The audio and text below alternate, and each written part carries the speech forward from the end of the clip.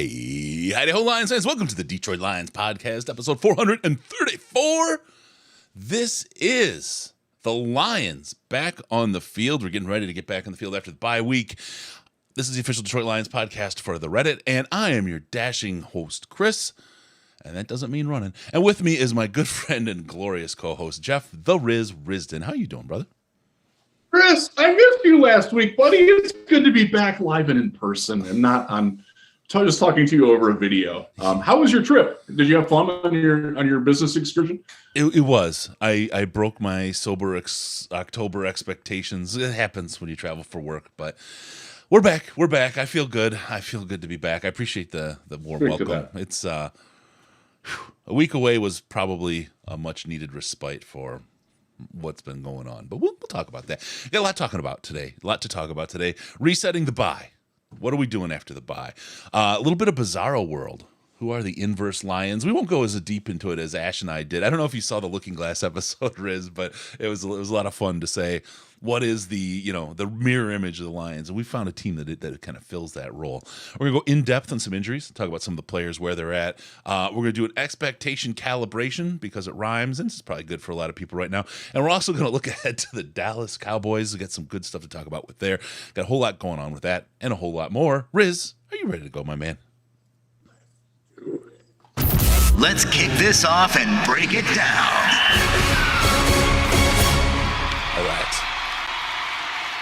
All right. Riz is so into it. He shuts the mic down. He's just loud, and it just goes. He overpowers it. Just like, well, he overpowers a lot of things. But we're going to overpower your senses and your wallets if you give us a shot. December 9th and 10th, St. Jude show this week. Our 24-hour broadcast is back. This is the year. Oh, no. Are we? No, it should be working. We got audio, right, guys? Riz, say something for me. Can you hear me? Can you hear me now? Oh, you just overpowered the mic again. Oh, my God, it scared me. It scared me. Don't yell. You look like everything's broken. Okay, sorry, guys. Don't do the Reaper. December 9th and 10th, St. Jude 24-hour show. It is time. It is where we go. This is the year. We are going to crack the $100,000 mark raised for St. Jude. And it's not us. It's all of you people. It's all of your generosity, all you've been giving, all you've been doing. We appreciate it so much. It started years ago.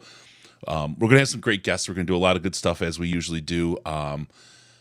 It's going to be great. We're just going to have a good time. I know we are. We always do. Riz, you're ready for a good time with it, right?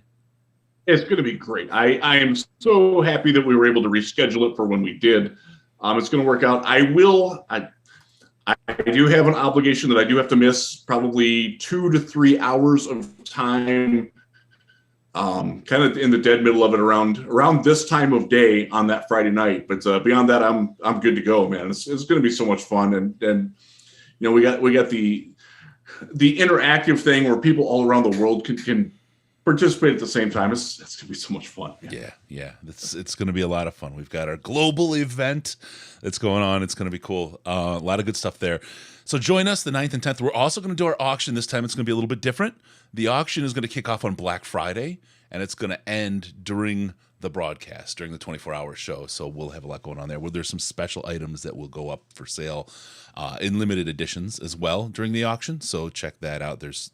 You're going to be stunned. You're going to be stunned on what we have. So good stuff. December 9th and 10th, Friday and Saturday. Mark it on your calendars. We're going for 24 hours. We could go longer, but we're the originals, as always. All right. Let's get into it. Also, I just want to thank our latest subscriber, the person who hit that sub button. We appreciate you, J-Rock Riddick. Thank you for the sub, and also thank you, Steve Sheddick, for being our last super chat. I appreciate you for that. You're rock and roll stars, both of you. You all can hit the subscribe or the super chat if you'd like. We appreciate that. All right, first item on the list to talk about this week, and I think this is pretty fun.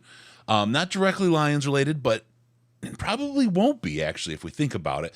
Amazon is going to have the Black Friday football game. Riz, you can't convince me that this isn't one of the most brilliant game edition days ever in the history of the National Football League. Man, that Bezos guy is going to get me to download his app at some point, isn't he? That's like his overriding goal in life is to make Risden household Amazon people. Yeah, I guess it was inevitable. It might as well be them. Better than like having a show that's on like the Hallmark channel where it's like the entire show is sponsored by Hallmark or Walmart or Godiva chocolates or whatever. Like, I guess this is the wave of the future. I need to embrace it. And Black Friday is a prime time, no pun intended, for football, for the NFL to take over. Because what do you do when you're there? Like, okay, if you're like me, Thanksgiving Day, you watch football, you eat a crap ton, you wake up the next day and you're like, football, what's on today? Well, the Egg Bowl's today, Mississippi State, and Stanford usually plays somebody, and that's like what you do. I'm like, this is the worst Stanford team of my lifetime. Since before John Elway was there this year, they're awful, and they still beat Notre Dame, by the way.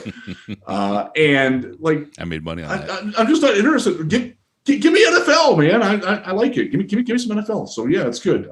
Just to go off a little bit on this. Jimmy Haslam, the owner of the Browns, does not do many things well, but one of the things that he has done is push for this. And don't be surprised if the Cleveland Browns wind up hosting the first game that's on the day after Thanksgiving, Black Friday. Interesting. Yeah, no, I'm really excited about this, and I think this is brilliant. And if you think about the tie-in for Amazon, the people that stay behind to watch football are still going to have a little bit of that Black Friday guilt. You can't help it. I'm not going out shopping. I never have. I hate it, but everybody's all the sales or stuff going on. Can you imagine right now in the first quarter? Here's the 3 sales codes you can get to get access. Super deals on these things. If you spend $100, get 50% off on this super cool thing or something. What they could do to market that is just outstanding. It's a hell of a tie-in. I'm not really big on all the ads and stuff of the world that we live in, but it is the world that we live in, and it's how so much is funded anymore. But the idea of how they could do this would be really, really big. I like the idea. There's something else that I thought about with football that could have been done, and they missed. It's a missed opportunity. And we'll see how well Amazon executes on this, because they often, like, I have all these great ideas, at least to me, and then they're missed. They're missed every time, right? And you know me, I'm kind of that idea guy like that, right? It's kind of just how my brain works. I go back to when the Xbox One was released. If anybody thinks about that, it was both entertainment and gaming console. They were going to have all the TV, the movies. You could voice control your TV. It was all new and special at the time. And I was like, wow, that's really interesting. And then I started thinking about, well, they're talking about signing this giant deal with the NFL right now. It was like $500 million. Wound up being the Surface, right? But the Surface count, and I was like, wait a minute. The Sunday Ticket is up. This is it. If Xbox signs the deal for the Sunday Ticket and makes it streamable for, say, free on your Xbox One, or if you buy Xbox Gold for $60 a year, you can get it as well. Some mix of that. They could win the console war right there. Right there, just pull people over to the Xbox One, right? And then I started thinking about it further, and I was like, well, gosh, you could make it like the ultimate stream. You could be like, basically Netflix for television, because they have the Azure cloud that they use. Why not just have like all your YouTube TV does it now, but back in the day that you could have all your local TV stations. They know where you are. They know where you're at. You could stream those just like YouTube TV, and you could buy your packages, and you would eventually get to a point where the networks didn't matter, that it was just the shows selling directly, kind of like Netflix. If you don't watch your 6 o'clock news at 8 o'clock, no problem. It's all there because they have all the space in the world. They have and I was like, this is where it's going. Holy cow, it's brilliant. And within 7 months, they basically abandoned the strategy and let it go. I was like, they could have absolutely owned the world and started. They bought a studio, a development studio, like a television movie studio in LA.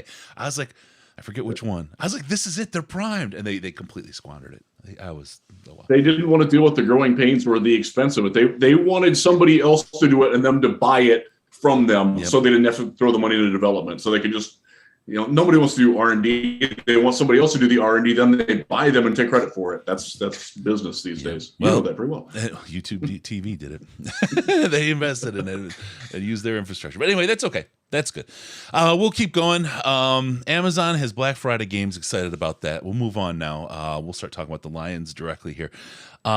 Speaking of it's amazing, the the Lions have an inverse team, and we talked about it in this last show that Ash and I did. We had this concept. It was just hit me as like through the looking glass. And if you think about Alice in Wonderland, the second part of that series, Alice entered through a mirror and everything was in reverse in that world. And we said, like, what if the Lions were in a reverse world? And we kind of talked through it, and we didn't do a whole lot of planning. We just kind of talked about the idea and a couple of bullet points of, what we wanted to talk about. And we said, let's just work through it and come see where we come out. And we actually ended up, imagine this, where people, if you look at the fan base right now and how people are talking about the Lions, we ended up thinking today's Lions were in much, much, much better shape than the Looking Glass Reverso Lions, right?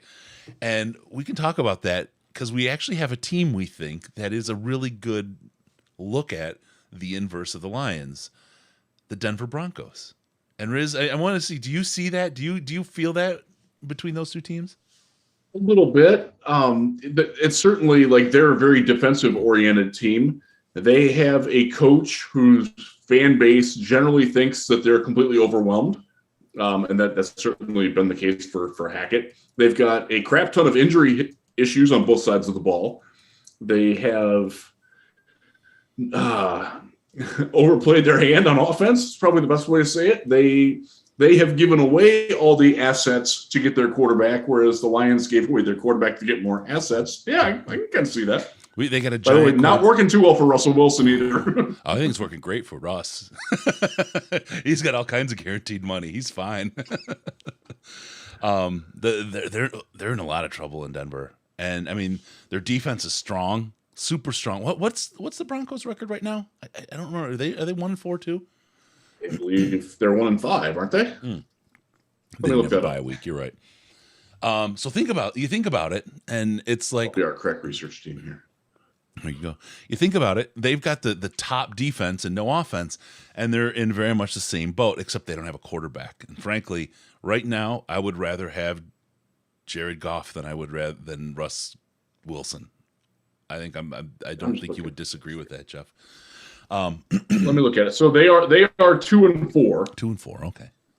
They have the number 22 ranked offense in yards per game. They are next to last in scoring offense. Now let's look at defense. Where's Denver? Don't give me that. Denver is number 3 in total defense, number 2 in yards per play. They have the number 1 pass defense in the league in terms of average yards per play and quarterback rating allowed. Number 1. They're 2-4.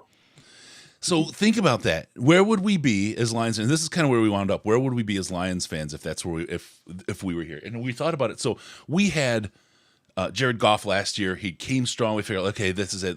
Goff is the guy. Can you imagine the screaming about not picking up Malik Willis if Goff was performing like Russ Wilson this year? Can you imagine, right? The Malik Truthers were out there. Now, he went way later, so they would have changed their tune, and they would have said, one of the other quarterbacks should have been the guy. But we'd have absolute uncertainty there. And not that we have certainty now, but we definitely have, at minimum, a bridge, if not a starter for a couple of years if we need it in Jared Goff. We've seen he can perform. That's that. They've got nothing in Russ Wilson. They have wide receivers that can't play. Great wide receiver. Jerry Judy's great. Cortland Sutton's a good receiver. KJ Hamler, they don't know what the hell they have in him. Maybe it's all quarterback. Maybe. Their line leaves a bit to be talked about. So they've invested a lot in their line. It hasn't worked out for them. Yes. That's what happens when you draft Garrett Bolles, a 26-year-old penalty machine. Yeah. Like you can throw a flag on him on literally every play of every game. So let me ask you this, because I think this leads to a question, and this was posed to me via Twitter, via DM. Which is harder to build if you're a team? If you got to start from zero, is it harder to build a defense or is it harder to build an offense, Riz? I would say it's harder to build an offense because the quarterback is so important. If you don't have the quarterback, you can have the number 1 defense in the league. Denver does. And you're going to be terrible. If you don't have the quarterback, nothing else matters, period.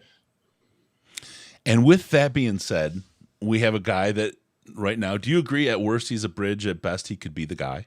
Would you say that's a fair statement? I think Jared Goff will be the Detroit Lions starter till the end of the 2023 season at minimum. Yep. So you have an opportunity here with an offense that's going to stick together and be around with known quantities with the players. Shark is in a short deal. You can be able to replace him with somebody else. We have free agent money, which will probably mostly go to that cap space is probably going to go on the defense this year, and that's probably well spent. But we have pretty much the outline of the defense, and we'll be able to carry it for a year, 2 years, and run with that with minor expenses and upgrades along the way, replacements along the way. And then the opportunity with a lot of capital to rebuild that defense and to put the pieces in place. Again, we go to that bizarro world and where we landed in the Through the Looking at Glass episode. I would much rather be where the Lions are. There's hope with the next couple years versus where the Broncos are, where they're looking at a massive retool. And they don't have their first round pick. They're number 6. Yeah. I'm doing a mock draft. It'll be up at Real GM on Friday. So look out for that. I did the first 2 rounds too. Lions fans, if you want a new quarterback, you're probably not going to want to read it. Yeah. Just telling you that now. Yeah. I went defense. Yeah. Unapologetically. And Detroit fan man, right? But kind of though, isn't it easier to fix the offense if it only takes a quarterback? Well, no, because we've seen what happens with quarterbacks without a line. If it only took a quarterback, we had Matthew Stafford.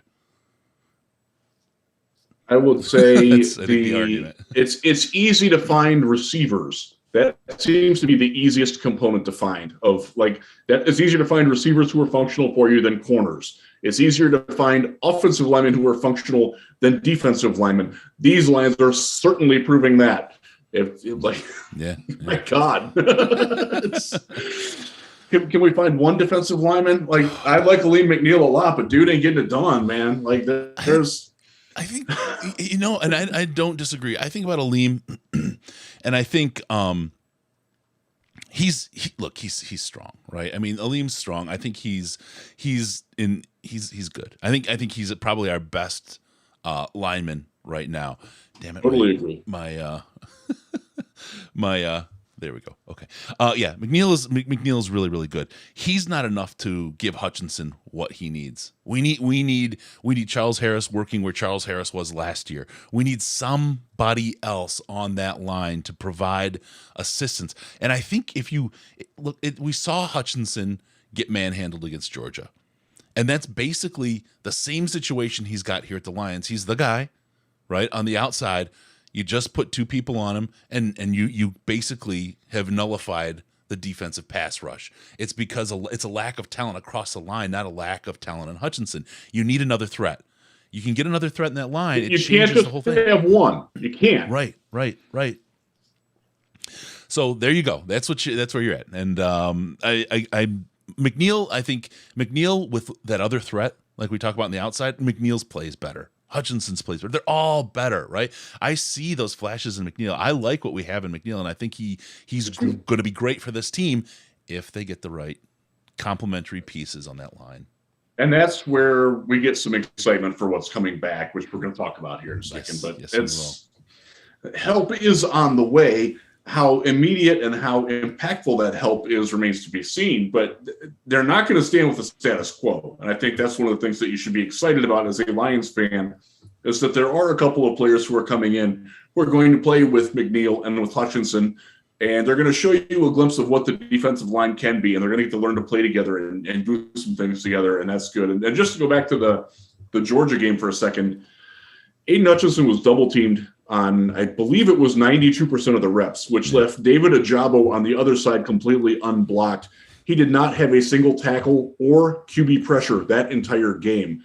The Ravens spent a first-round pick on him after he tore his ACL, or second-round pick. Isn't that crazy? I'll take Hutch. Thank you very much. And Malik still fell to the third. Sorry. I poke those Malik truthers. All right. So there you go. We found an inverse team, and it's a different place. He went in the 4th. Yeah. Oh, yeah. Every NFL team passed on him 3 times. You're right. Every one of them. Absolutely right. So, and I hope he does well. For him, I hope he does well because he's a great guy. We liked him. Yeah. Personally, we genuinely liked the guy. Yeah. We really did. Yeah. We're rooting for him.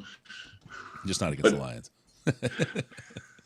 He was a real tough sell as a prospect with all of the things that we had about him. Yeah.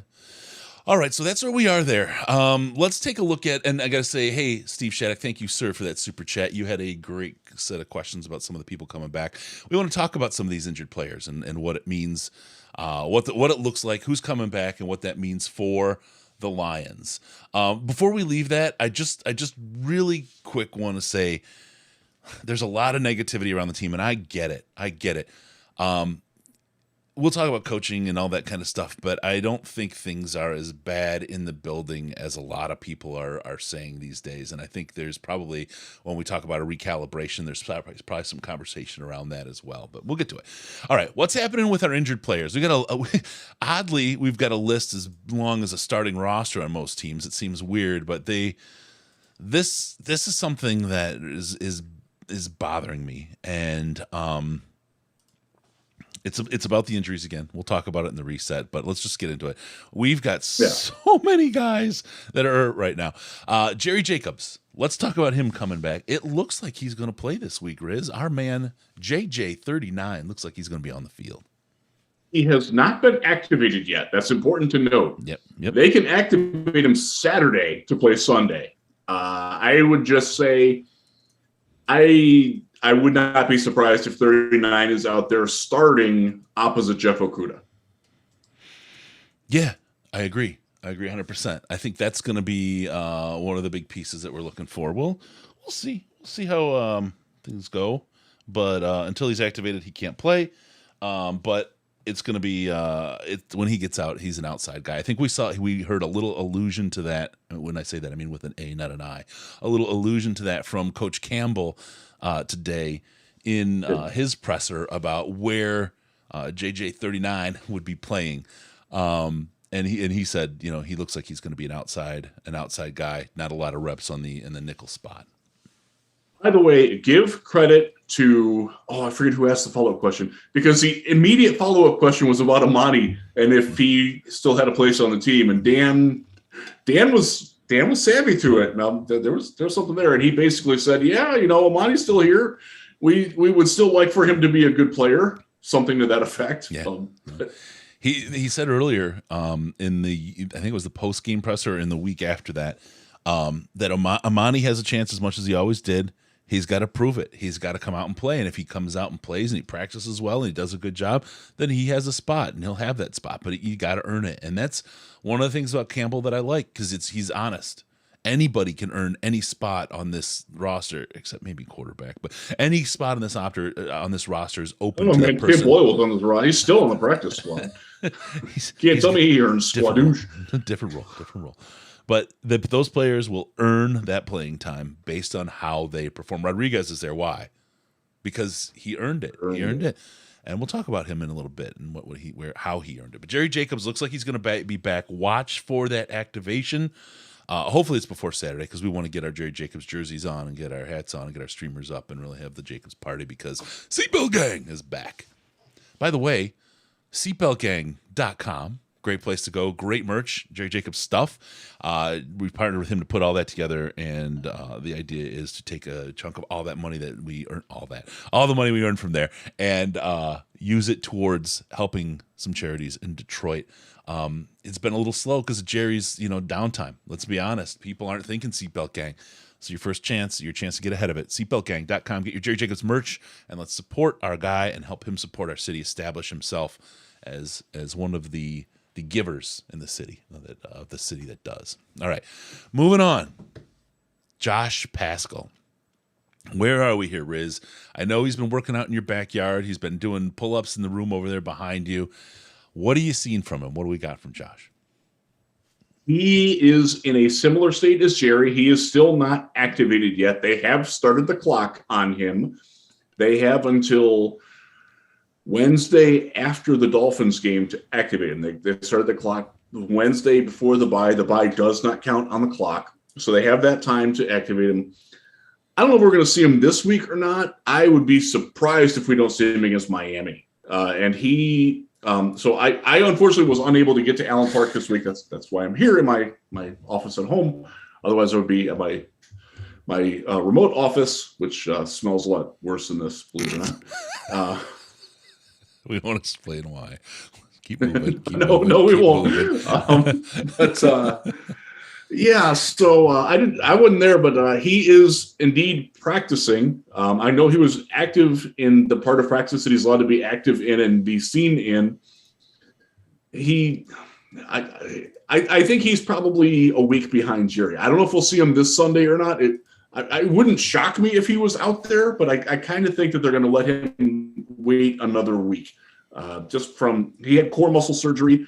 That is a 2 to 3 month window. Usually they usually say 6 to 8 weeks, but you want to add on to it because when you have that, you have to be like immobile. Like you could do no conditioning stuff for like the first 2-3 weeks. So he's got to get all that wind back and all that. So I wouldn't be surprised. Dan likes to talk about green line, red line, like pushing a guy to the red line and then let him recover for a couple of days, see where they're at, and then push him again and then see. And that's a fairly common thing for NFL training staffs to do. And they're going to see how he responds to that. My understanding is that he was redlined today.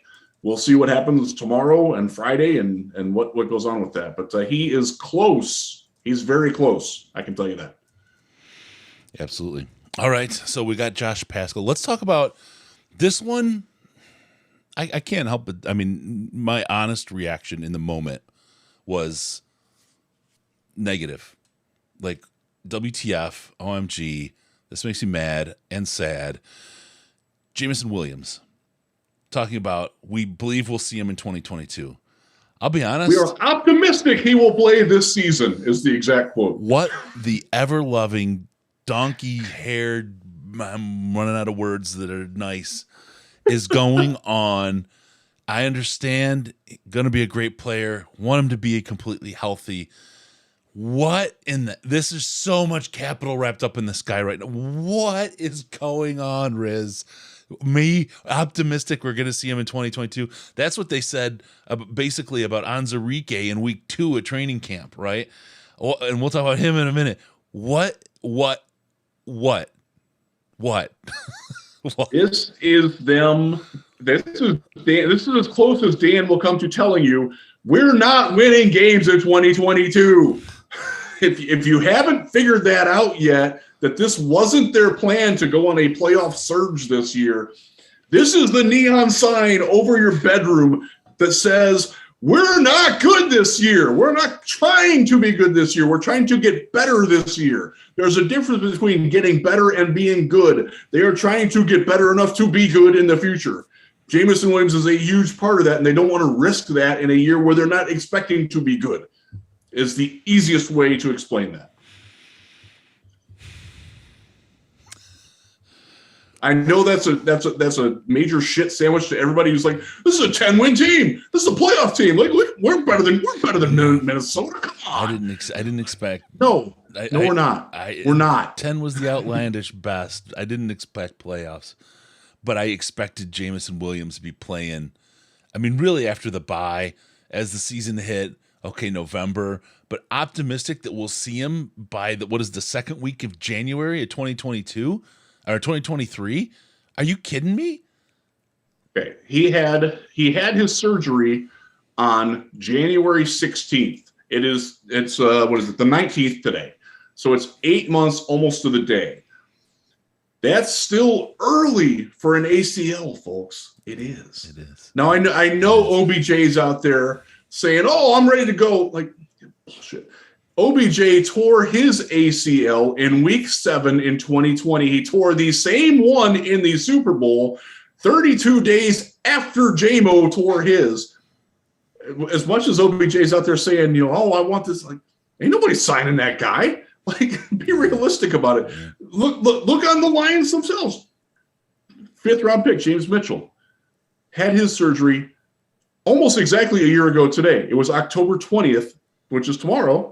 Those of you who are listening to this on Thursday, he had his ACL surgery 1 year ago. He's out there. He sure as hell ain't 100% yet. And now you look at his game, and now you compare it to J-Mo.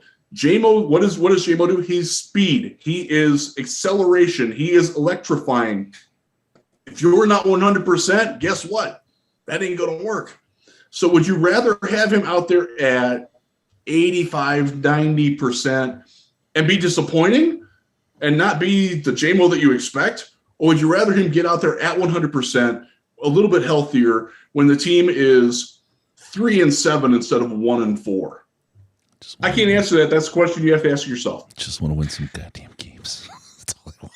That's all I want, Riz. I just Thank you. Win some fucking games. We all do. It hurts, man. Dan does too, but they are not. And Dan was very clear about this in the press conference. The other injuries, that Shark is out, and probably are not going to see him this week. That Reynolds is still injured. That they've got a lot of other injuries. Cephas is gone, probably for good. With the foot injury, it doesn't sound like he's going to be back anytime in the expected future. They're not going to rush JMO onto the field because of injuries to other people.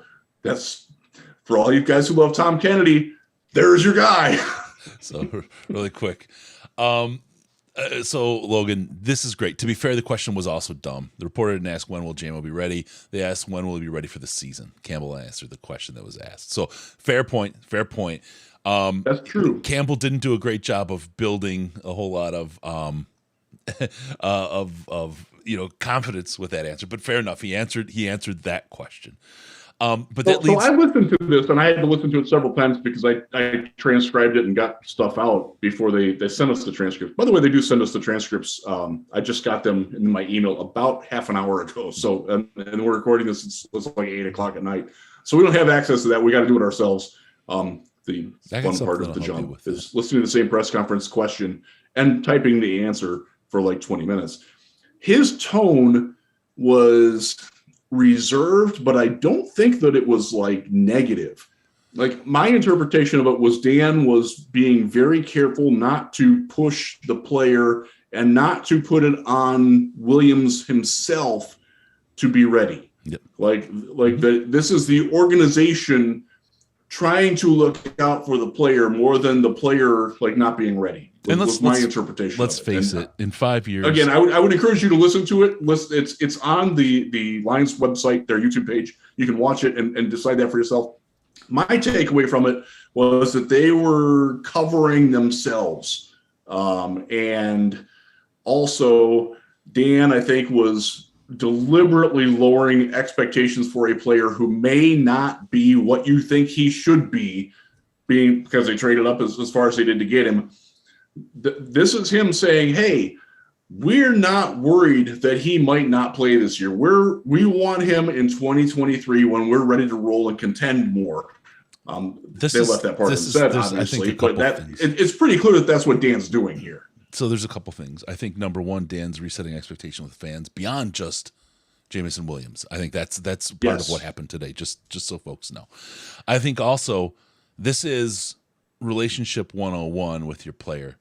Will a player take less money because he likes you? Probably not, right? That's just not the business. But will a player who hates you leave? Ask Darius Slay. Ask anybody from the Patricia era. Ask anybody who's not with the team anymore from the Patricia era. You can run them out. And this is the thing where a team is actually investing in Seattle. Ask the Seattle guys about Russell Wilson these days. The team is investing in the player and the relationship with the player, and it's going to help them later on after year 5 of the contract when he's a massive superstar and he's that's what they're betting on. That's what I think everyone's counting on right now. And when he can go anywhere and take any amount of money, if he's got a great relationship with his coaches, his front office, his team, and they respected him as a man, that's going to be, and his health and his career, that's going to go a hell of a long way to keeping him in the city that drafted him. So I get it. I hate it. Again, it goes back to I just want to win. I want to see him on the field. I want to see our weapons. I want to see all these injured guys in the field. I want to see this team really, really put it together. I think Michael Pendergrass has a great piece. MCDC has a way longer leash than we all realize. And I think that's hand in hand directly with the idea of the expectation setting that he's doing right now. And we'll talk about that a little bit as we get to the recalibration piece. But that's kind of some of the meat of the conversation here about this expectations for this year, resetting them, what this team is doing strategically, what this team is doing with the players, and what to look for with the coaches and so on. Because, I know there's coaches that every loss feel like they could lose their job the next day. But that's because of who they are, how they're wired, and how much they give a F about their job. And they walk out of there but they generally believe that. It's not like they're like, well, I care a lot, and that's what I say. No, they do because they want to win, and they believe they're expected to perform and win every game. So the mindset is right. Let's get going on. We got Jameson. Let's get to John Kaminsky. A little bit of a hand surgery. No big deal. You don't need hands at his position. You can just do your thing without hands. I mean, I don't know. So what do we got? Is he going to be back this week, Riz? Will we see Kaminsky out there helping our man Hutchinson? Because he played a great role in helping that defensive line early and helping Hutchinson break free to get those sacks that he got. Kaminsky was really good the first 2 weeks. He absolutely was, and they've missed him because one of the things that has happened is that they're playing Michael Brockers more. Brockers is awful. I'm not hating on the dude. I'm hating on his game. He's been brutal this year, and I've been made aware that he knows that too. He understands where his situation's at. But Kaminsky was a limited participant in Wednesday's practice. He had wrist surgery. For those of you watching, it's right here. It was the bottom of the thumb. That's why it was initially diagnosed as a thumb thing. He got his thumb yanked down, and it tore something right down here. It's clubbed up. It's going to be clubbed up for the rest of the year, like wrapped up. Excuse me, but he will be able to play. It sounded like from who I talked to today in the building, he's going to play Sunday. Good. All right, Soccer Wizard 975. Do we know exactly what's going on with Chark's foot? Campbell mentioned he was getting checked out more, but it seems more serious than it's played off as right now. Let's be honest, Riz. It's all about the fact that he had a baby and he doesn't want to show up for work this week, right? Or his wife had a baby. I guess we should start there. Get it right. His wife had the baby. Although I was told yesterday on Twitter by somebody that he apparently got hurt because his wife had a baby, which is very, very like somebody's going to have to explain the anatomy and physiology of that particular thing to me. By the way, good on him for the timing on this. His wife gave birth during a bye week. You don't even know the schedule until May. You count back 9 months. It's before May. Good job. I know the Lions are playing in Tampa next year. I can tell you that much. There you go. No, so Chark it is the same ankle as last year. I have been told that is not related. That, in my mind, is actually worse because, like, you can expect, like, okay, he broke the ankle and tore ligaments last year. They had surgery. They put a little thing in, and did what they do to torn ligaments. I fortunately never had that, so I don't actually know that one. But it sounds like that he's having like compensatory issue or strength issue with the repair is what I've been led to believe anyway. So I don't. He didn't practice today. I don't expect him this week. The way that Dan's tone was when he talked about him, I certainly wouldn't expect him this week. It's frustrating. I know it sucks. It is not related to him. In fact, fornicating with his wife back in January. Sorry. Yeah, and that's not how he injured it now. Okay. That's right. Because they have a newborn at home, and congrats to him, by the way. Yeah. By the way, good. Shark does good with the bye weeks. They got married 2 years ago on their bye week when he was in Jacksonville, so good for him. There you go. All right. From DJ Chark, let's go to Romeo Okwara. This one, again, this is another one, right? And particularly when you see Okuda come back and play like Okuda has. And I will again sing his praise. Jeff Okuda, this guy has been through hell in Detroit, in Michigan, as a player. He played for Patricia. He was burnt repeatedly as a young player because of Patricia's crap defense. I mean, let's be honest, that was terrible. Put so much pressure on a young guy. Then he got injured. Then he finally gets shit straight, gets injured, and now finally this year he's whole. He's able to go out there. He's able to go out and play, and he's in the face of all that adversity, all that BS. He's come out and he's played extremely well. So Jeff Okuda, I got to give that guy some love. He deserves it after all the hate that he's gotten from so many people. So good on him. But Romeo Okwara, right? Same injury. What are we expecting here, He Riz? weighs 80 pounds more. That's part of it. And Campbell talked about it. He was very candid about it. He's like, Romeo was working. I can tell you that Romeo's working because I know somebody who he's working with. He is working very hard, but he is not going to play for any appreciable time. Again, when you're a big dude like that, it's a different kind of injury because you're putting 80 more pounds on it than what Okuda is, and then that's stress. And again, think about the what he does for a living. He has to get burst off the line, and he's got to transmit that lower body strength into upper body strength right away, and you got to do that with proper technique and balance. It's not there yet. Don't expect it to be there. If he plays this year, consider it a blessing. Because it's not a given that he's going to come back from this. It just isn't. It doesn't mean that he's not working at it. It doesn't mean that he's not trying. It doesn't mean that the Lions aren't being supportive of him. It's a bad injury for a big dude. And he's not a super extroverted dude. He's not super social media man, right? That's not he's who not. he is. No, so he's you a very don't private guy. Yeah, and you got to appreciate that, and that's one of the things that, I thought we were getting better at that in the world, appreciating people for who they are and how they're built.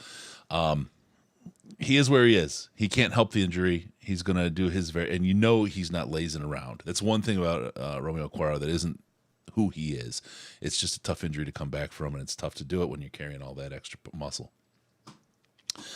We'll call it muscle. And it is. By the way, you and I have seen him, not naked, but pretty darn close, wearing just like the practice shorts, and going around like, dude's built, man. like for a 200, I think he played a 290 last year. Like he's shredded. It looks like if you follow basketball, you've seen Zion Williamson. You know who Zion Williamson is from the Pelicans. Yep. He was kind of chunky, portly guy. He's ripped this year. That's what Romeo looks like. There you go. All right, let's see. Another one. Wait, NBA's back, baby. Let's go to Jason Kabinda. I expected him back sooner too, and frankly, I expected him back. He's not there. Is it a numbers game? What's going on with Kabinda here? Is this is an interesting one because they I don't know if they're writing him out of the offense or not. Like, where is the fullback? They haven't really used a fullback in the situations where you would use one. Now they don't have one. Shane Zylstra sort of did that a little bit, and he's still on the practice squad, so they can activate him up if they need to. They've kind of gotten away from that role in the offense, or at least without Kabinda, they've succeeded in that. So there's no reason to push him back from the injury that he's going from. We did see him the last practice I was at. He's been there. Like, he's in the building. He's in all the meetings. He's chomping at the bit to get out there, kind of like Jerry was on the defensive side of the ball. He's not quite ready yet. It doesn't sound like they have any interest in activating him this week. Got it. Last guy. And I want to talk about some happy things before we get to him. I got my they just came today. My Gators. Sweet. Florida Gator shoes. Nice. These are badass shoes. I love them. They wouldn't even have to have the Gator logo on it. And of course, it's because my boy, right? But these are awesome shoes. I can't wait to be brought. These are going to be my dailies. Fanatics at DetroitLionsPodcast.com. They have the Lions versions of these. They didn't have my size. I tried to get them. But I'm waiting for my size to come back. When you got 14s, it's harder to get them. But head on over to Fanatics at DetroitLionsPodcast.com. They got, if you're into your college gear, I'll talk about the college stuff. College gear, basketball, football, of course your Lions stuff. We wouldn't be talking about it if there wasn't a boatload of Lions stuff. They got your Red Wing stuff. It's all there for the grabbing, and they give us a little kickback when you use it. Go to fanatics.detroitlionspodcast.com. Some of the best quality stuff, clothing, memorabilia, the whole thing, all right there. They got a really, really good plan. They ship it fast. These shoes came in a day. I ordered them, 1 day shipping, and then they came the next day, or 1 day, and like whatever they have to do, and they showed up the next day. Sweet, sweet stuff. Fanatics.detroitlionspodcast.com. Get your stuff in, rock and roll. Show off your favorite teams everywhere you go. All right, last guy we're going to talk about on the injury piece. It's a sad, sad story. You saw the meme, the guys looking down from heaven, calling him up, Levi Onwuzurike. My guy, man, my guy. I get the flyer. He's a guy, and I know you didn't. I knew you. Let's see. You quoted it as you looked as happy as finding cat vomit on your pillow. I thought you actually looked happier about the cat vomit than the pick. But Levi is a guy that had the injury been fixed, had the injury not hit, he's a guy whose upside is so big, and he could have been a difference maker on this defense right now from what we're asking for to get out of Hutchin. He could have freed up Hutchinson by putting the right pressure in the right place. I get the play, I get the grab, I get why you wanted him, but there was too many red flags, and we ignored him for the desire, and we even saw that he wanted to trade up, didn't he, to get on Onwuzurike? That was a very bad look for Brad Holmes. Like maybe keep that on the down low, dude. Yeah. So we go back to the Senior Bowl, where Levi Onwuzurike came out the first day of practice that week and absolutely dominated. Murdered. Was the best player on the field. Yeah. No question about it. Yeah. And then he went away. And we're like, so there's competing schools of thought when that happens, because this does happen at the Senior Bowl and the Shrine Game and things like that from time to time, where a player will have a kick-ass first day and they'll be like, I'm done. I've done all I need to do. Yep. I'm going to go home. And their agent encourages them to do that. There was some of thought of it was that, but there was also some pretty strong whispers that, like, yeah, dude did not, like, because he did injure his back at the end of the day. We saw him. Mm-hmm. He was laying flat on the ground with his knees up. Yep. And his back flat. And that's like, if you've ever had a back injury, you know that's like, oh, telltale sign. Okay, dude hurt his back. Yep. But he got up and he walked off and actually kind of like trotted off a little bit. And we were there. It happened. Yeah. It happened literally right in front of us. Yeah. And it's okay. So maybe it was bad. So then we got to the combine, which was like 4 or 5 weeks later. It was right before COVID hit. No, it was after that. Whatever. And there was talk there that he was medically red flagged. And I talked to a couple of different sources from a couple of different teams, not Detroit. I got to say that. I did not talk to anybody about the Lions about him specifically. He was not on the board for one team because of the back injury specifically at that point, at the combine. This isn't even like after they do their own medical evaluation. They saw what they needed to from the medicals at the combine and said, nope, not going to do it. And he was an intriguing player. There were some questions about his positional fit. You know, is he an end? Is he a tackle? Because he kind of played. He was like he played at 305 one year as a defensive end, and then the next year he played tackle at like 298. So they like got him smaller to move him inside. Like, well, maybe that's why Washington isn't very good at football. I don't know. But it was a very contrived situation, and the fact that they drafted him when they did was incredibly frustrating, because that is not a risk that you needed to take when there were other players on the board who offered very, very similar things. Yep. One of them you drafted a round later in Lee McNeil, who I thought was better.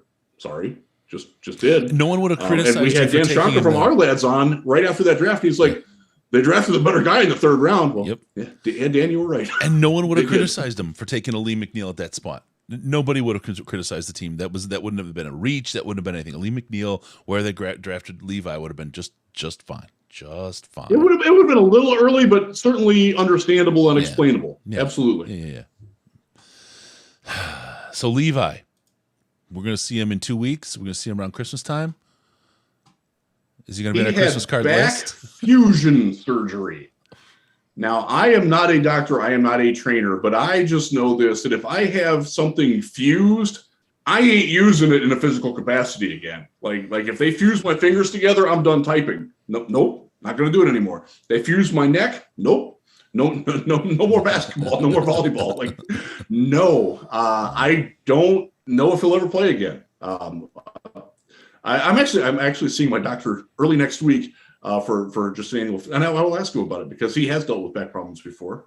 So I'll talk to my chiropractor too, just to see what that branch of science decides on it. But yeah, he's out for the year. Dan said that. Is he ever going to play again?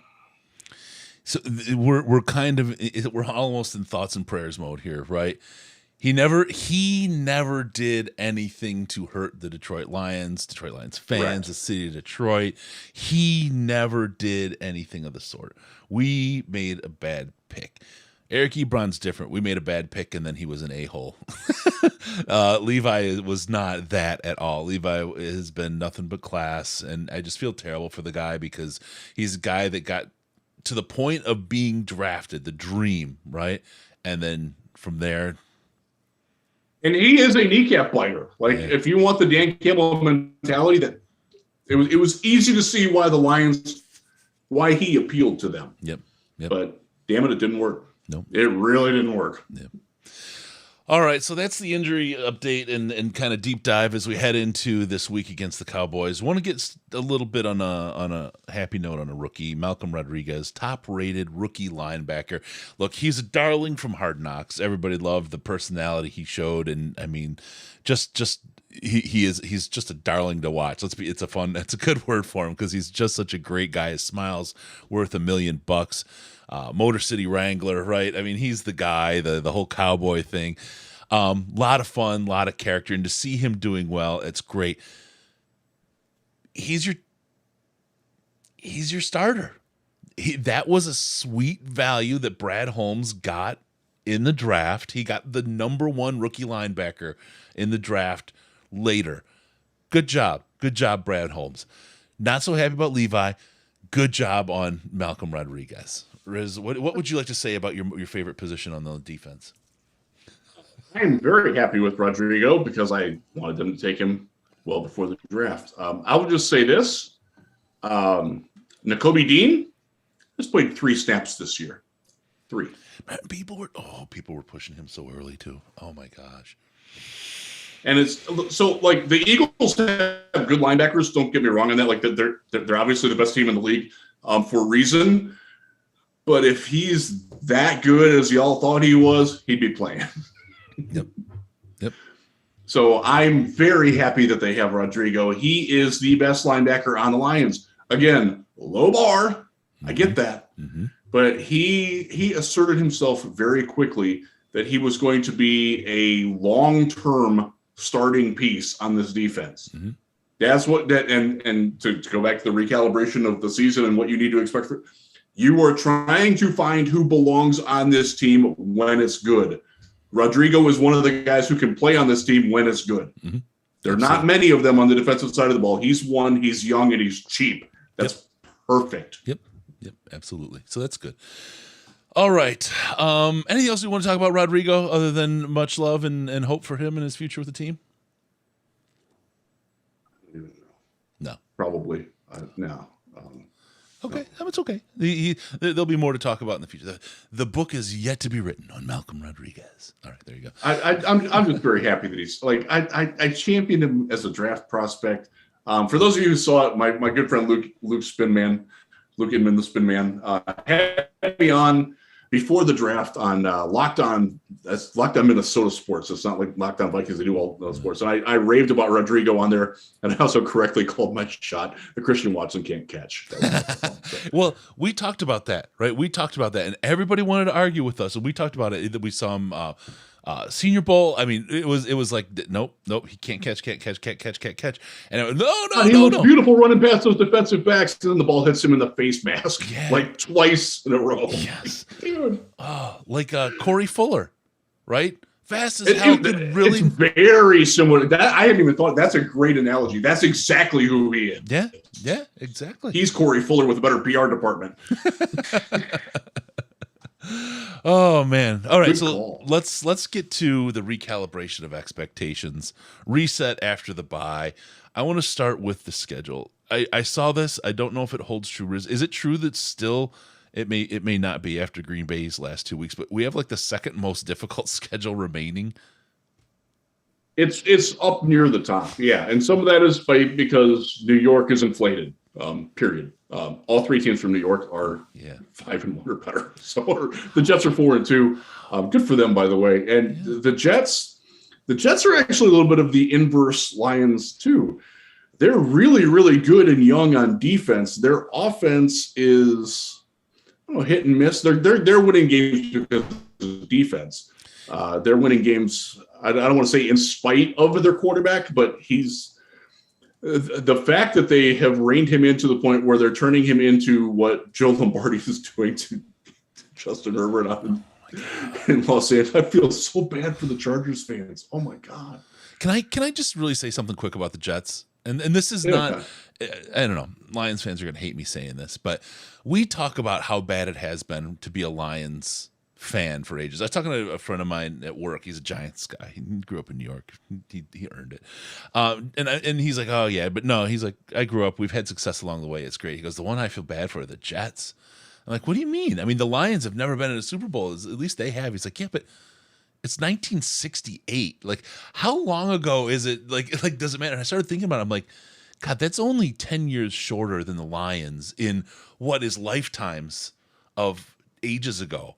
I guess I can empathize with the Jets and Jets fans for their just terribleness and think back to when we were young.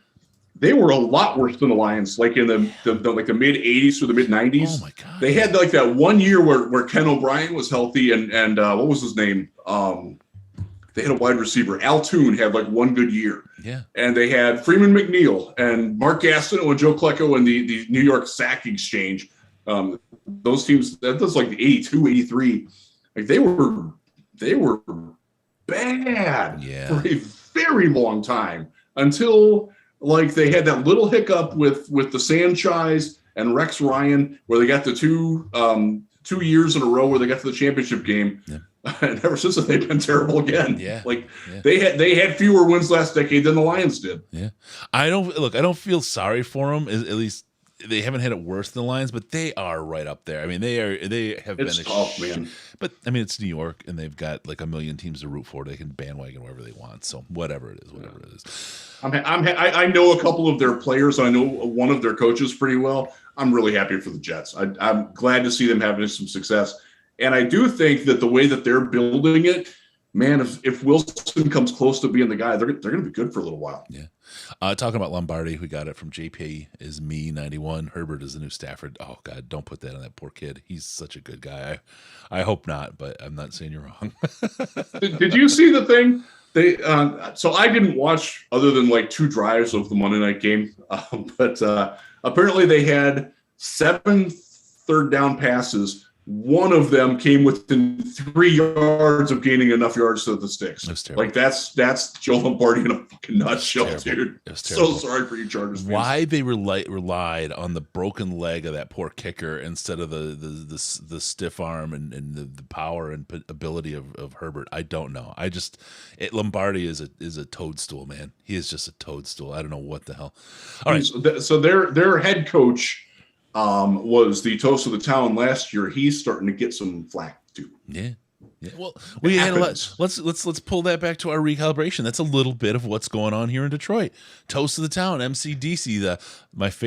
One of my favorites is him in the Grand Prix helmet talking about the Grand Prix coming to town. That was freaking hilarious. That's the kind of thing that I would. I mean, my boy said like, one day when he gets out of college and he's a doctor and out and super rich, he's like, you're gonna come home from work and there's gonna be a bounce house in your driveway, because when I get enough money to be able just to put a bounce house in your driveway to F with you, that's what I'm gonna do. I'm like, okay, like I get the sense of humor, right? I mean, he's a young kid, so he thinks different, but I was like, I love that spirit. That's the kind of thing that which is right in line with Campbell wearing the helmet, right? It was great. I love that is right in my line of humor. I love that kind of thing.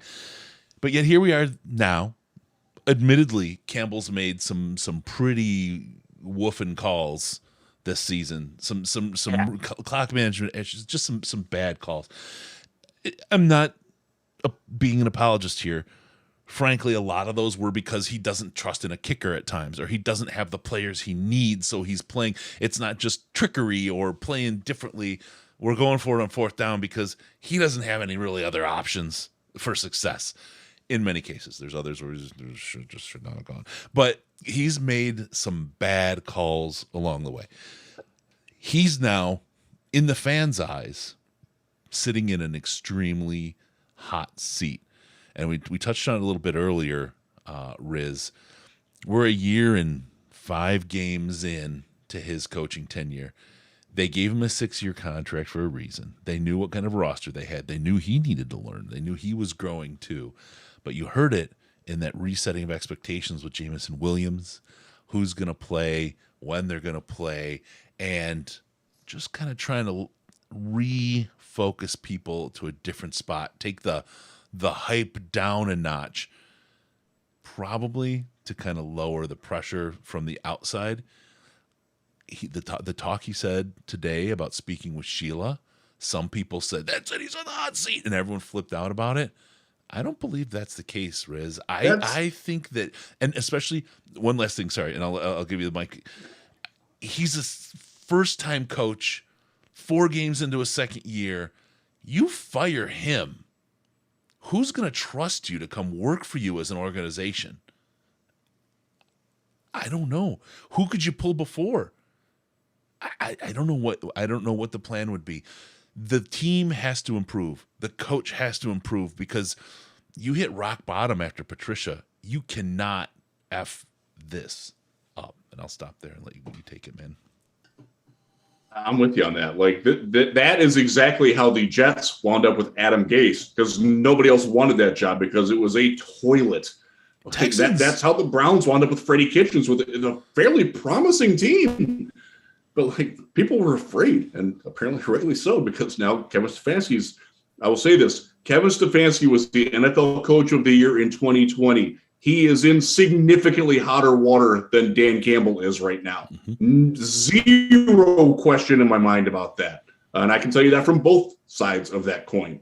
And I don't think Stefanski's getting fired anytime soon. I think he's going to have to make some changes to the defense, but that could be coming in Detroit too. Let me read to you what Dan said today, because I think it is being misconstrued. Let me pull it up here. And I think so, just while you get there really quick, I think, and I'm telling you, people, you get led by the nose so much by this stuff. Think, use your brain. A lot of this is being purposely misconstrued for outrage clicks and to drive controversy and get you to read and pay, or not pay, but pay through your ads to look at things. In a time when it's a bye week, people are hungry. Oh my God, my clicks are down.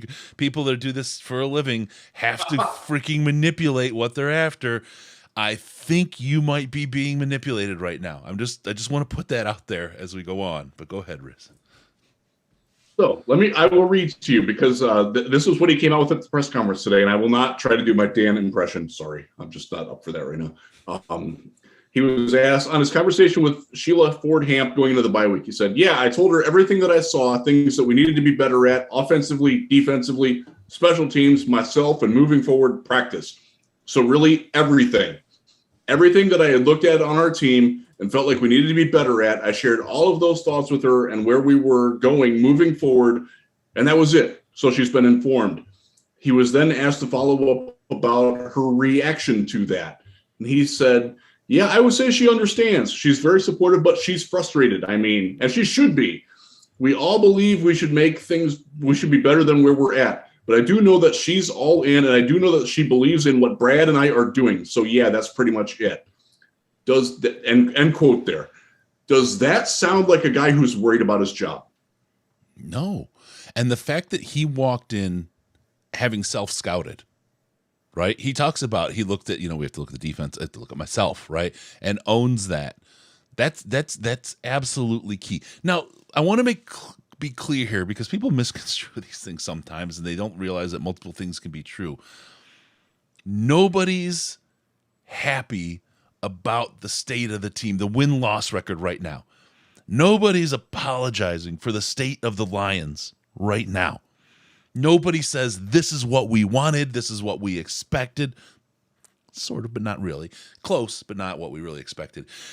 This is not where this team should be or we want it to be. Does that mean that it's the right thing to do to fire this coach or to throw this GM out, which is even more ludicrous than the idea of putting the coach in the hot seat. But does that mean that that's the right thing to do? Absolutely not. I think that absolutely it is the wrong thing to do if you care about just that, getting wins and building a winning team. I'm with you 100%, Chris. Like okay. As I've said many times, I had a boss, the late great Ty Adams, who once told me, "Don't come to me with the problem without coming to me with a potential solution." Okay, who are you going to hire that will do a better job with this team this year than what Dan Campbell has? You can probably find a few names because he's mishandled game situations. There ain't no doubt about that. He's got to get better at that. And one of the things that I'm looking forward to for the rest of the season is has he learned from his mistakes? Has he learned from his god-awful decisions on fourth down? Has he learned that you might need to have a kicker on the roster? By the way, they still don't. Mm-hmm. They have 2 on the practice squad. They're having a kickoff tomorrow, from what I understand, and you will find out whether it's Sam Ficken or Michael Badgley at that point. Parenthetically adding here, both of those guys have been better than Matt Prater since the start of the 2018 season. Stinger. Oh, all right. Prater is the second worst continuously employed kicker since the start of the 2019 season. And by the way, he's perfect this year. That's telling you where he's been at for the last couple of years. As a guy who plays video games, I go back and play. There's a lot of the way you're manipulated in video games. That's the one thing I hate more than anything is being manipulated or feeling manipulated, because I'm kind of a free thinking kind of person.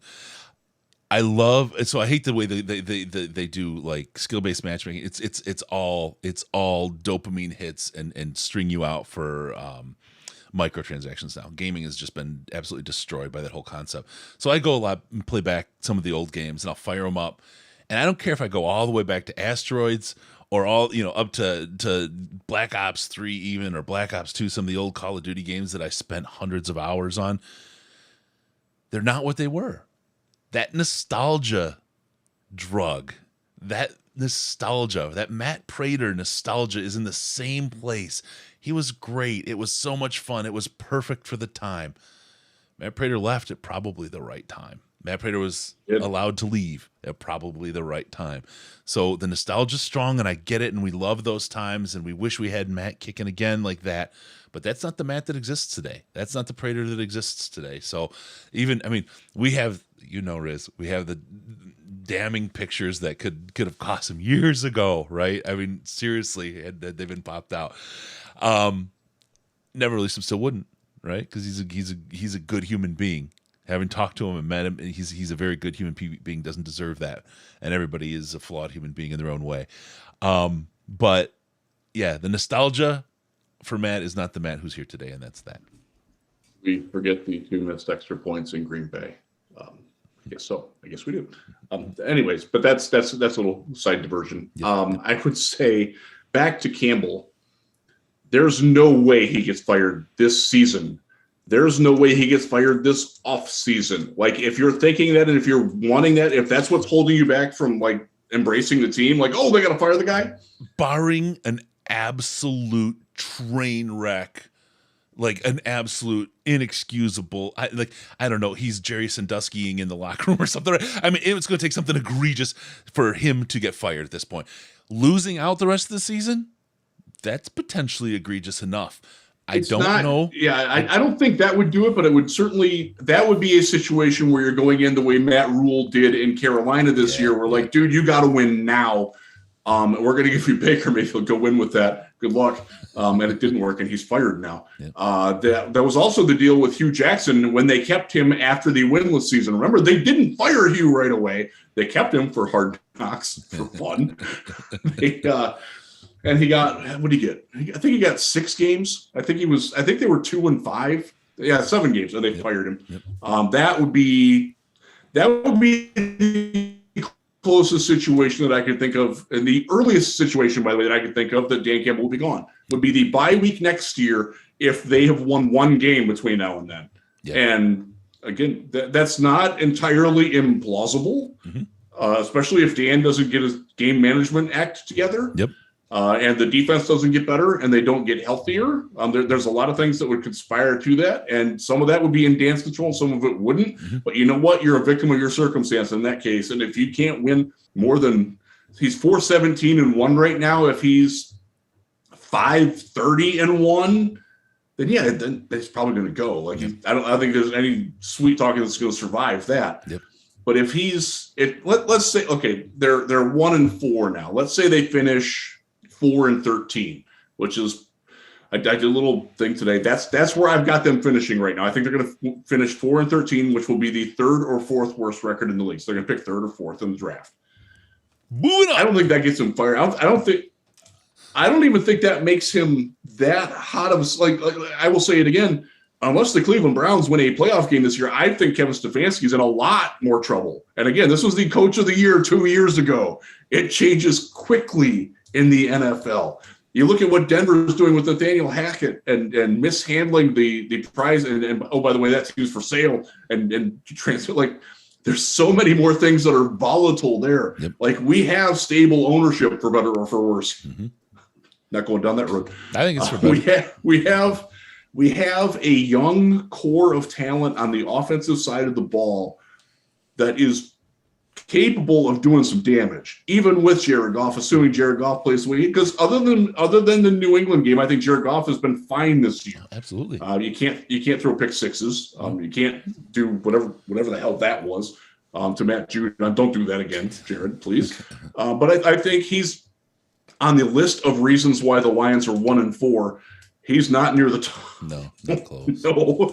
And you can buy another year with him. Like if he is what he is this year, you can buy another year with that and you can improve. And if they're now next year though, next year, if they're 1-4 again, then you got to start looking at changes and that hey, no matter how much it just ain't working. No matter how much we want it to, I'm sorry, man, it just isn't happening. Like that is when Dan starts to feel heat. I don't think Dan Campbell survives next year with less than 7 wins, unless the whole team, you have a Marshall football plane crash situation. He does not survive a 7 or less win team next season. They'll be 7-10. They have to be better than 7-10 in 2023 is what you're saying. Yeah, 100%. And I think that's fair. I think that's what we're because the bar will be raised then because again you've got 2 more first round draft picks coming in. You've got your second first round pick from this year who will be playing next year. And you're going to hopefully have some better free agents next year. And you're going to be about ready probably to pick a quarterback and you're going to want your coach to have his guy. That's absolutely fair. So there you go. And just to further advance that, if the GM decides, let's run it back with Alex Anzalone and Will Harris as starters on defense again because that was good enough last year.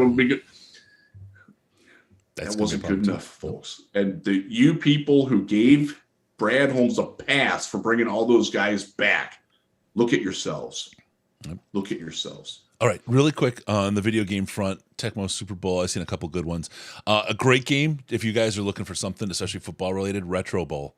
Yes. It's on all the different formats. My son plays it all the time. I play the hell out. I'm on my 74th season. I am the most highly qualified non-NFL employed GM you'll find. Love it. I love it. I've won, other than the first season, I've won every single Retro Bowl since. I've had multiple 17-0. Great game. Love it to death. It's really fun. Check that one out. I don't get anything for it. Just Retro Bowl. Check it out. It's great app. Let's see. I wanted to say, hypothetically firing Campbell, would Deuce do a better job with this team? I love Deuce in what he does. I'm telling you, as a head coach, I don't think that Deuce has the right mix of skills for that job. It's nothing against Deuce at all. Nothing at all against Deuce. For this team. You're going more than that. Okay. All right. I disagree with you on that. I think he's going to be a good head coach. Okay, that's fine. I think he's going to get a shot next year.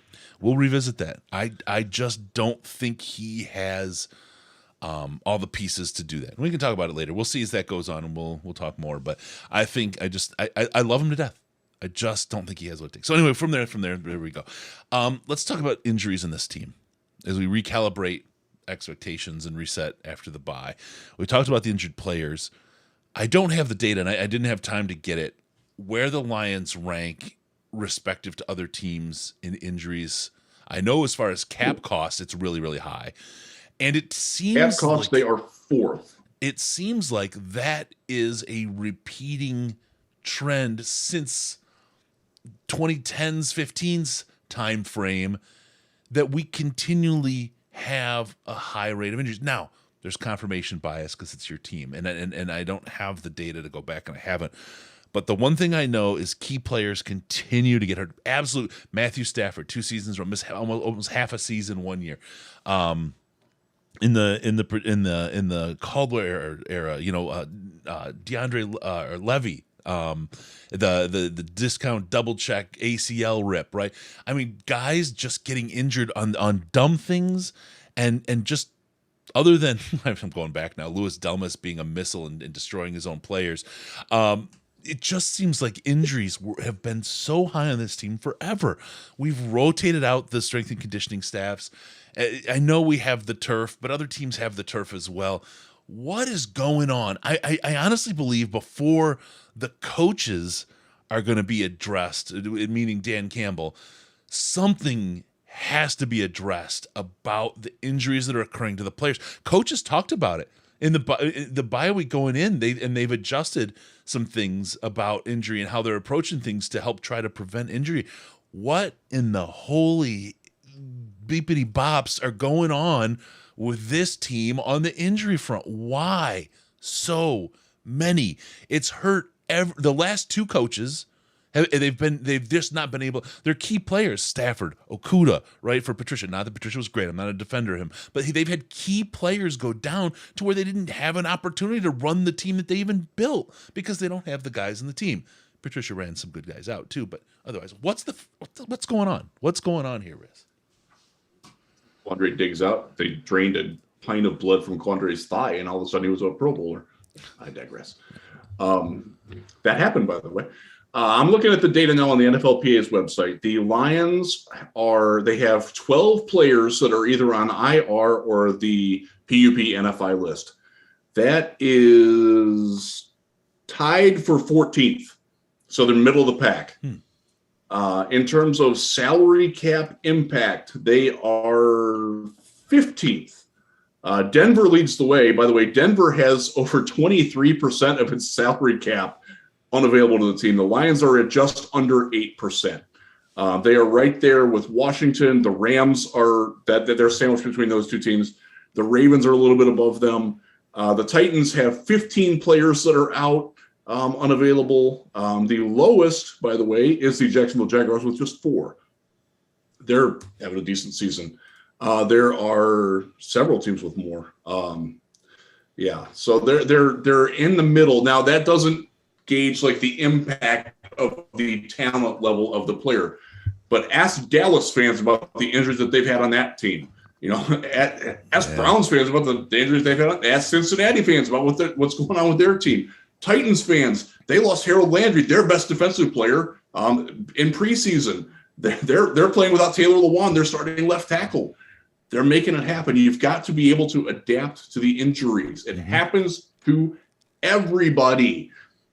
You just think that it's bad because it happens to your team, and it does seem that it is a little bit more impactful. Some of that is the fact that, to go back to what we're talking about with Holmes and drafting injury play players, that was also a problem for Quinn. Yeah. DeAndre Swift, Kerryon Johnson, those guys were never healthy. Ryan Broyles. I mean, we go back, we keep pulling these. Okay. Like who is the Travis Swanson was a guy, had concussion. He also was hurt in college and came to the Lions as damaged goods. Amir Abdullah. We're talking about, there's just guys that are like that, man. It's exacerbated with what the situation we're at right now, but it is not unusual. And that, I think, like, you hear when I covered the Texans, the last year I covered them, they had a weird amount. Like, that was the year where J.J. Watt suffered the tibial plateau fracture, which is like normally something that happens when you're in a high-speed car accident or like get hit by a boat or something like that. Mm-hmm. Like it literally like shreds the top of the knee off. Mm-hmm. And they're like, we got to fix our training staff. So they had more injuries the next year. Like it doesn't. Lee comes in with Titus Young. That's one that you can't miss. No, you're right. Okay. I want to go to one thing on this because Logan and I love Logan. He's in the Slack. He was on at the party this year. It was cool to hang out with him. NFL needs to get rid of all turf fields. It's 2022. We have the technology to get grass everywhere. I'm going to argue with you on that. Not that we don't need to, okay? But it's 2022. We have the technology. When they built that field, I will not forget Ford Field with the utmost in safety, the new field at Ford Field built out of recycled tires. It's great for the environment, and it's the ultimate in player safety. It's the breaking edge of science. Science changes. Technology changes. And, I mean, that's the one thing. Chris. Right. That's the one thing about science. It changes. The idea of science is to be questioned.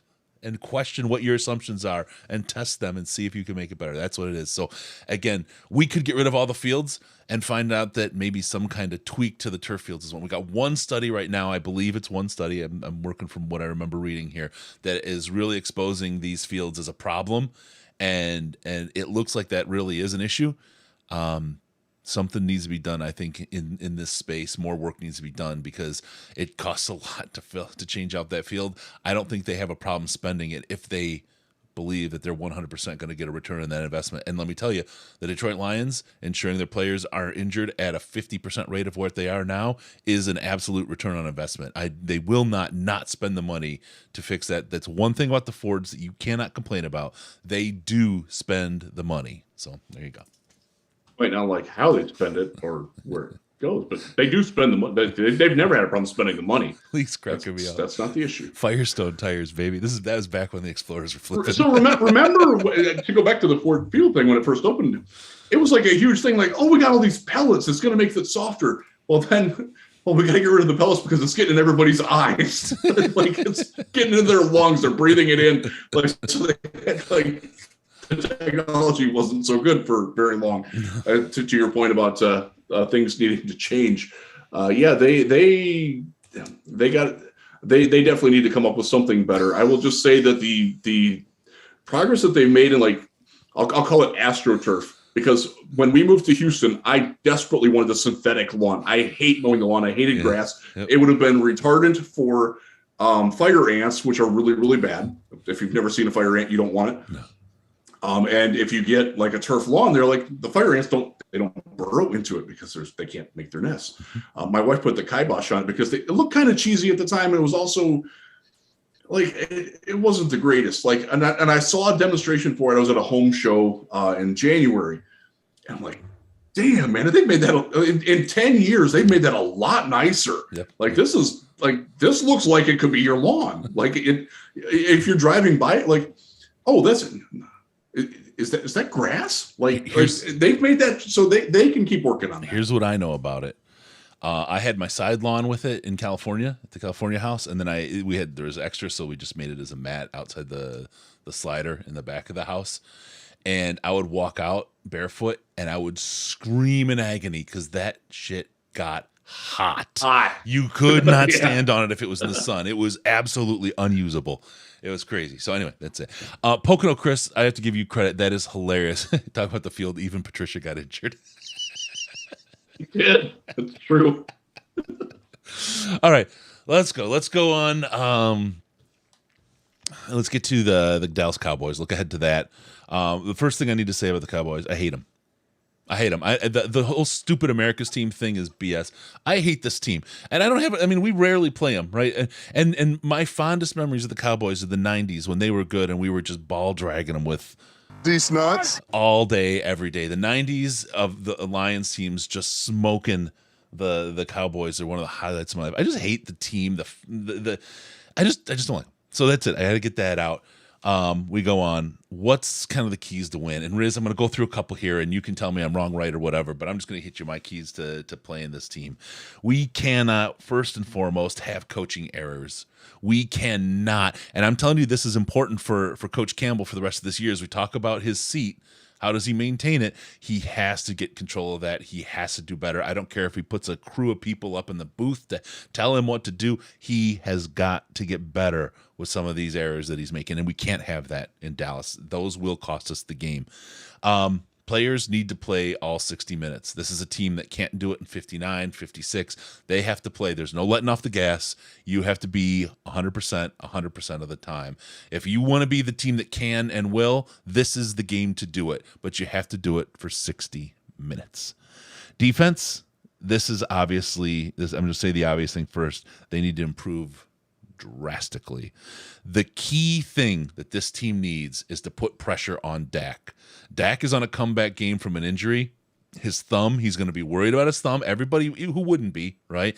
He's going to come out if he's under pressure, if he's getting hit, if he's getting hands on him. That's going to be in his head. That is going to help. Dak is a pretty cool cat. You need to make him nervous. And this defense, I'm not sure it can do it, but we'll see. We'll see. The last piece, the offense has to go back to being a top 3 offense in the league. They have a great defense. We have a great offensive line. We can fend their vaunted defensive line off. I believe this is one of the key matchups of the game is our offensive line against their defensive line.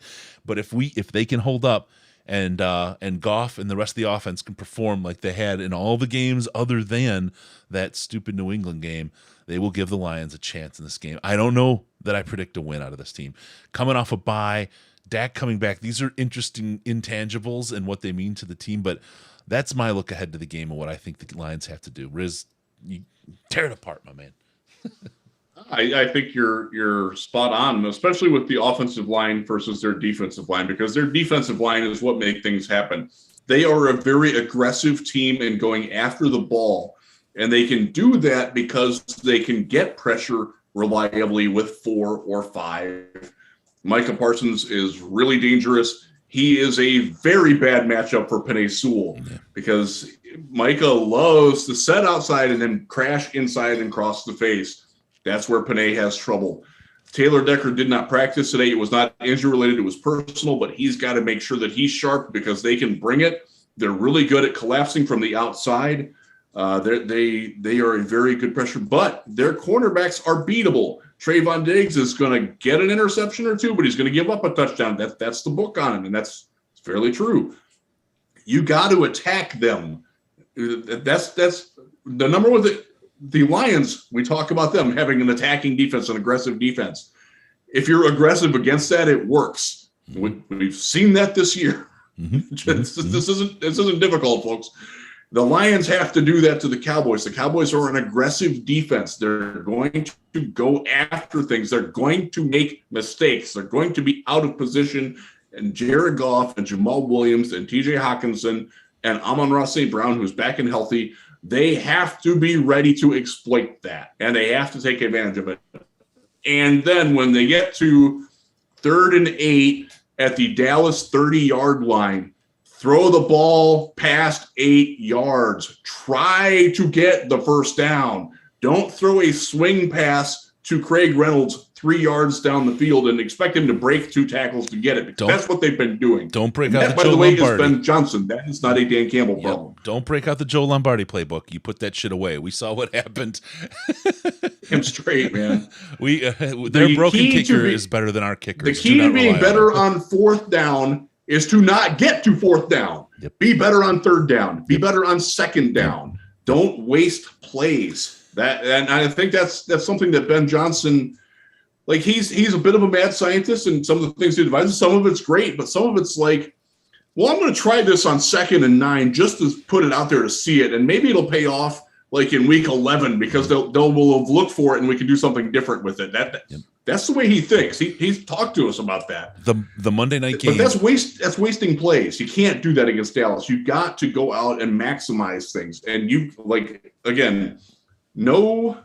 if it's 10, if you're losing 10-0 and you've got each decision between a 38-yard field goal attempt or a 4th and 2, kick the goddamn field goal. Yep. Please. Yep. I'll tell you, and again, no Joe Lombardi fan, but if you watch the Monday night game, one thing that you saw was the San Diego Chargers converting on 3rd down over and over and over and over again. It was stunning how many times. And I was like, they're using all 3 downs every time, but they're converting on 3rd down. And they did it. That's what carried the game. I don't know what the numbers are. I will tell you, though, watching the game, just and not having a second watch, my impression of that game is 3rd down conversions are what actually won that game for San Diego, 100%. They were able to do it. The Lions haven't been able to do that, and they need to. That's key for this team. So don't, like DeAndre Swift, we expect him to be back. He was limited to practice today. Just I'll throw this out there. If you think DeAndre Swift's ever going to be 100%, you're going to be wrong. Just sorry about it. He's got to learn how to play through. That's something that we've talked about in the past, a conversation that Deuce has had with him a lot. And if you're running him, like if you're running a draw play, 1st and 10, and you run an inside draw or a G power to DeAndre Swift and it gains 1 yard, you can't do that. Like, get him outside, get him in space, throw a little swing pass, do something, fake it to him and run it to Amon-Ra going the other way. The little jet sweeps, like the Jets did with Braxton Berrios. That play made my weekend, Chris. I don't know if you saw that. The jet sweep that they ran, the Jets did against the Packers with Braxton Berrios, who's one of my favorite players in the league. That was amazing. I loved it. I need more of that in my life. That's awesome. More of that from the Lions, because Amon-Ra can do that. Khalif can do that. Let's try to be a little bit more creative on the early downs, so you're not trying for it on 4th down 6 or 7 or 8 times in a game, and deciding whether you need to use your kicker, who you clearly don't trust, or is it better for me to give them the ball back at my own 37 because I missed a 47-yard field goal, or to give it to them at the 40 or the 30 because I tried to run on 4th and 2 and I got stuffed because everybody knew what play I was going to be calling, because teams have figured that out. And by the way, they figured it out in New England. You saw it. They baited Jared Goff into what throw he was going to make. New England did a great job of that. Dallas can do that too. And this is where Goff has to show a little bit something in this game. When they show you the look, you've got to not get away from what you think the play is. Trust in yourself and trust in your guy to make the play. That's something that Goff got away from in the New England game, and it hurt the Lions badly. That's something that I want to see. Because if they play this game well, they can score on the Cowboys. I'm not sure they can stop the Cowboys, but they can score on them. Having great 4th down conversion statistics is great when you have less than 10 attempts a season. Period. If you're doing more than 10 attempts on 4th down in a season, you've got problems. That's the Chris stat for Crystallistics. Oh God. DLP-alytics. Whatever. For DLP-alytics, I like it. For what we got going on. You just can't be doing that all the time. Okay, we got all that. We got that locked up. Hey, really quick, we ask people each show one time, please hit the subscribe button if you haven't. And if you can, hit the like button. That's even easier. They're both just a click and a click. You watched, you hung out with us. It's easy to do. Doesn't cost you anything. Just hit the button. That does help us out a great deal. Helps the YouTube algorithm and all the other things. So please hit the like. Please hit the subscribe. Help support our show. Help other people find us and enjoy the great stuff we put together that isn't manufactured outrage. It's real. All right. With that, remember, and they're wonderful. Don't forget about us on Patreon, patreon.com/Detroit Lions podcast, patreon.com/Detroit Lions podcast. If you donate as little as $5 a month when you sign up there, you'll get access to the Slack chat, which has Riz, Scott, me, Case, Ash, the whole crew, Sam, the whole crew's there hanging out, and a couple hundred other folks. It's the best chat for the Lions or many, many other topics on the internet. A very respectful group of people, treat you well. Great place to hang out. Patreon.com/Detroit Lions podcast. You can get in there. $5 a month gets you Slack access, and it's worth every penny. I mean, weird diversional conversations during the bye week. It was fun. Yeah. Free because Talk Friday Twitter on and Wednesday. Facebook turned into a absolute freaking nightmare for me personally. Because people like to vent to me. I don't know why. It's fine. I can be your therapist. That's good. But there are times where my mental health will be a little shaky and I need to get the hell away from all of you. And I did that in the Slack over break. Yep. Went to my parents' house. I talked about it in the video last week that I shot. Thank you, by the way, for the folks who commented about the video that I did. We'll be doing another one of those. In a couple of weeks, there's going to be a situation where Chris and I cannot do the show together. So I will do another video at that point, and I will probably incorporate a little bit of a mailbag into that as well. And next week, by the way, we will not be doing next Wednesday night because I am busy. Chris and I are going to work it out, but it will probably be Tuesday and probably a little later than normal. Yep. All good in the hood. Anthony Berardi asks, how often do you guys do the Slack? I mean, how does that work? It's 24/7. It's a conversation that never stops. I mean, I don't want to compare it to Twitter because Twitter is a place of brain dead bozos. I ran across an idiot today.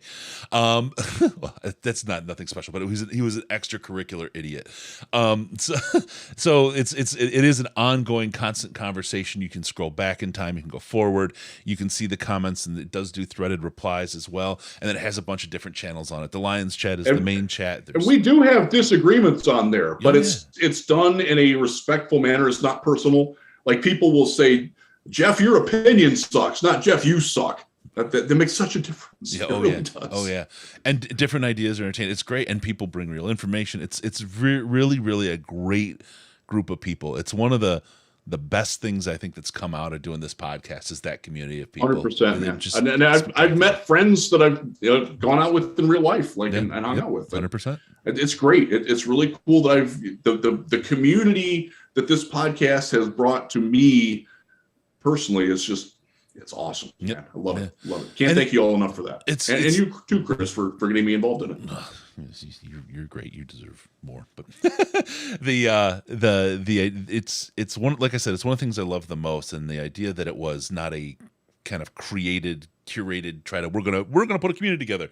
It came together around the show, and then it's become its own kind of entity, even beyond the show itself. And I have a feeling that it will probably outlast the show as far as the groups of people, because it's just really a special place. So patreon.com/Detroit Lions podcast gets the access.